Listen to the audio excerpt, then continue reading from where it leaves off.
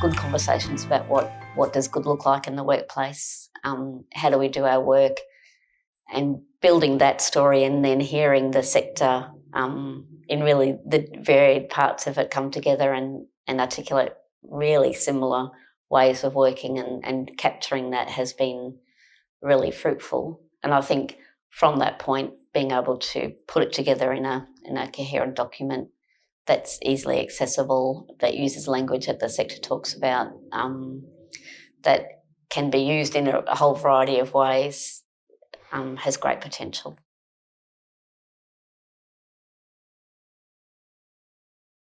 The Workforce Capability Framework is a way to articulate and describe the capabilities that people need to do a job. And that job is working across the sexual violence, women's health and domestic and family violence sector in Queensland, and at different levels in that. So in different kinds of roles, in different kinds of organisations. So it's a really clear way, hopefully, to communicate the skills, the attributes, the qualities that people need. And we talk about them in the capability framework as knowledge and behaviours, because we're trying to get at the notion of using the skill, not just having it, but using it in the right way. Hopefully it provides a bit of a shared language around what are all the common and core elements that kind of underpin our work, and no matter what part of the sector we work in or who we're working with.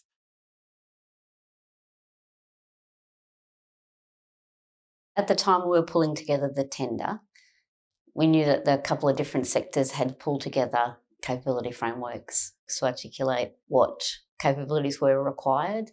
And we thought this would be a really important tool to use in the development of WorkUp. After about a year of doing work about workforce planning and being kind of quite strategic around workforce development, that the sector started saying, we need a tool or something that would help us articulate what our capabilities are. Internally, the team was very excited because, in fact, that's a workforce capability framework.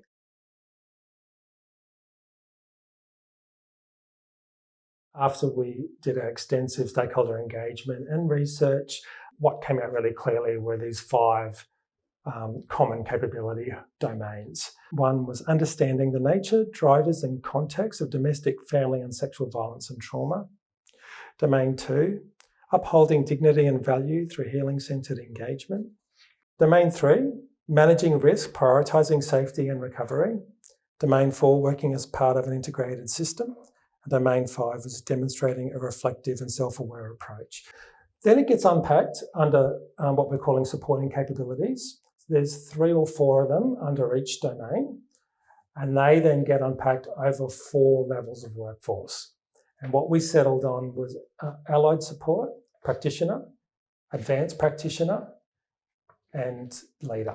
Then they get unpacked in behaviours, so that it gives a kind of good understanding around, what the differences might be across the levels and what the expectations might be. We've also developed a set of organisational reflective questions.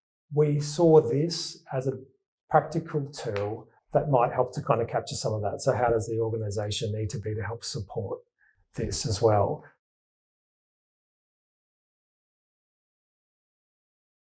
The primary audience really for the framework is organisations and individuals that work in the sector. So work in women's health, sexual violence and domestic and family violence organisations. So hopefully this is a really practical piece that will kind of take a bit of the load off and, do some heavy lifting, I guess, that you don't have to do yourself, and you'll be able to adapt it for your own needs. At an organisational level too, it might help inform your strategic planning. And I think at a sector level too, it might help to raise understanding and profile of the amazing skills and strengths that are in this sector.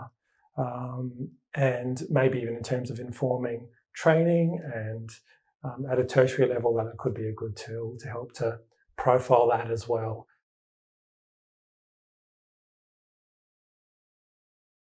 We actually did some consultation with key stakeholders and sector networks, and we actually compiled what was called a discovery report. So that looked at a bit of a summary of all frameworks that existed, what may be the benefits of that, and looked at why we would be doing this. Is it a good idea? And what could it look like if we did proceed? Over time, had different iterations, had a bit of a structure for the framework, and we tested that with networks over time to get to the point that we're at now.